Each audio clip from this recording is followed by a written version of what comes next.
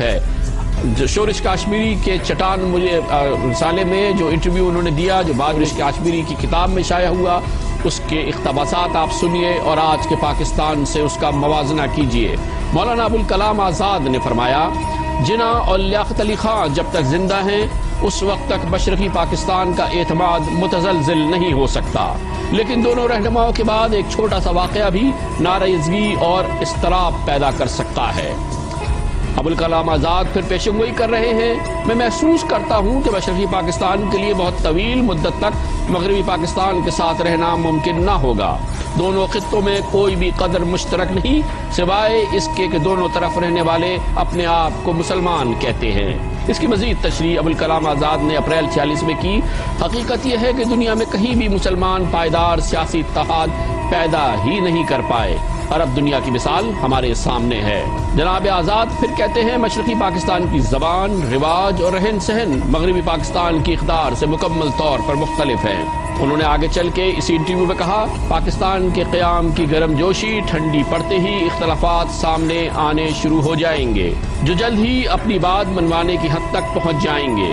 عالمی قوتوں کے مفادات کی جنگ میں یہ اختلافات شدت اختیار کریں گے اور پاکستان کے دونوں حصے الگ ہو جائیں گے۔ یاد رہے، مولانا ابوالکلام آزاد یہ بات اپریل 1946 میں کہہ رہے ہیں۔ وہ پھر فرماتے ہیں، مشرقی پاکستان کی علیحدگی کے بعد مغربی پاکستان خطے میں موجود تضادات اور اختلافات کا میدان جنگ بن جائے گا۔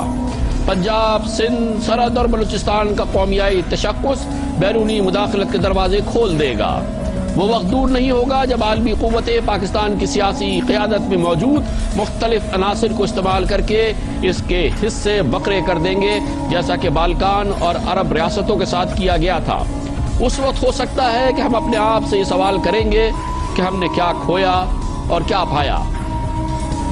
مولانا ابوالکلام آزاد کہتے ہیں، اصل معاملہ یقینی طور پر مذہب کا نہیں بلکہ معاشی ترقی کا ہے۔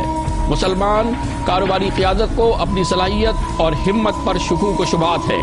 مسلمان کاروباری حضرات کو سرکاری سرپرستی اور مہربانیوں کی اتنی عادت پڑ چکی ہے کہ وہ نئی آزادی اور خود مختاری سے خوف زدہ ہے۔ وہ دو قومی نظریے کی آڑ میں اپنے خوف کو چھپاتے ہیں اور ایسی مسلمان ریاست چاہتے ہیں جہاں وہ بغیر کسی مقابلے معیشت پر اپنی داراداری قائم کر سکیں۔ یہ دیکھنا انتہائی دلچسپ ہوگا کہ وہ کب تک اس فریب کاری کو زندہ رکھ سکتے ہیں۔ پاکستان کی موجود سیاسی اور فوجی قیادت کو مولانا ابوالکلام آزاد کی اس پیشگوئی کو، ان پیشگوئیوں کو غلط ثابت کرنا ہوگا، لیکن ابھی تک تو یہ غلط ثابت نہیں ہو رہی۔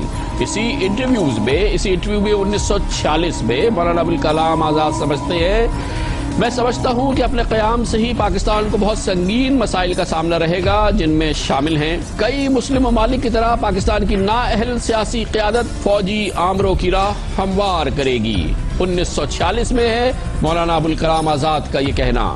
پاکستان پر بیرونی قرضوں کا بھاری بوجھ ہوگا۔ پاکستان پڑوسیوں سے دوستانہ تعلقات کا فقدان اور جنگ کے امکانات ہوں گے۔ پاکستان میں داخلی شورش اور علاقائی تنازعات ہوں گے۔ پاکستان کے صنعت کاروں اور نو دولتیوں کے ہاتھوں قومی دولت کی لوٹ مار ہوگی۔ پاکستان کے نو دولتیوں کے استحصال کے نتیجے میں طبقاتی جنگ کا تصور پیدا ہوگا۔ پاکستان میں نوجوانوں کی مذہب سے دوری اور عدم اطمینان اور نظریہ پاکستان کا خاتمہ ہو جائے گا۔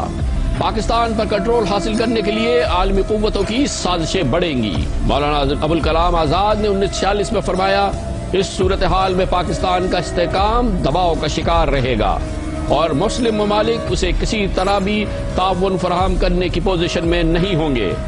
شرائط کے بغیر دیگر ذرائع سے بھی مدد نہیں آئے گی اور پاکستان نظریاتی اور سرحدی سمجھوتوں پر مجبور ہو جائے گا۔ پاکستان کا یہ انجام ہوگا، یہ 1946 میں مولانا ابوالکلام آزاد نے کہا تھا۔ اس وقت عمومی